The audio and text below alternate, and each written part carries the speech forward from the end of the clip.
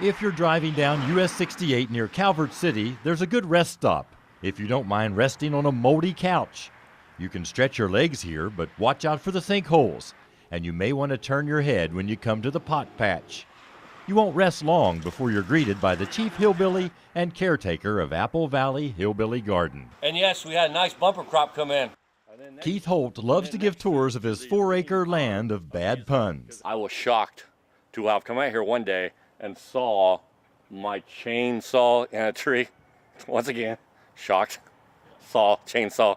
He talks fast. You'll have to listen carefully to hear all his jokes above the noise from traffic, water wheels, and chickens. I figure Kentucky needs its very own throne hinge.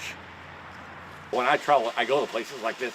I never thought I'd own a place like this. After living in Los Angeles for 20 years, Keith came back to his grandparents' land in 2005.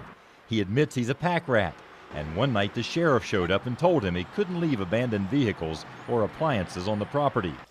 Keith got around that by turning the junk into art.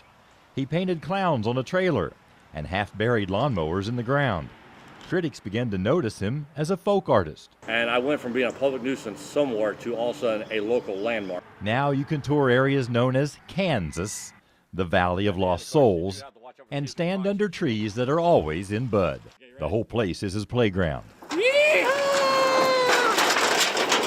He says neighbors have learned if they have something the dump won't take, they can bring it to him. Actually, a plumber brought me about 8 toilets at once, and it was like Christmas to me. But the real surprise here is a shed filled with 3,000 toys, dating from the early 1900s to present day. Now this is not my toy land. This is what I'm stuck with right now. My toy land is much grander. Keith says he has 12,000 more toys, many of them in that trailer covered with clowns.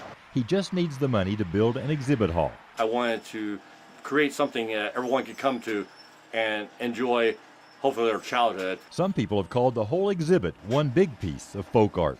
Apple Valley gets visitors from all over the world. We had 6 people, one group from China just last week. And those visitors often stare at the collection like a deer stuck in the headlights, amazed at all things tacky and wacky. We got the scoop. We got the scoop. We got the dirt. We got the trash on you. If not, we will dig up something about you. When Keith lived in L.A., he had hoped for a career as an entertainer. We do grow our very own live imitation Christmas trees.